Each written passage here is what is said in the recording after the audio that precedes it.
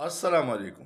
ایک ادارہ ہے IPSOS، اس نے ایک سروے کیا ہے اور اس کے نتائج بہت تشویشناک ہیں، جس میں 90% پاکستانیوں نے اپنے مستقبل اور موجودہ حالات سے مایوسی کا اظہار کیا ہے، اور یہ کہا ہے کہ پاکستان کی سمت جو ہے وہ درست نہیں ہے۔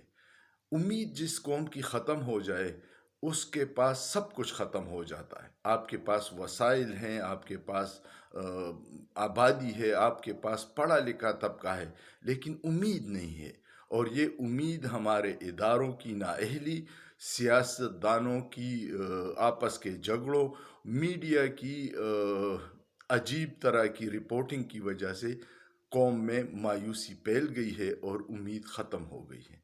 اللہ پاکستان اور پاکستانیوں کو اپنے حفظ و امان میں رکھے، لیکن سوچئے، سوچنا جرم نہیں ہے۔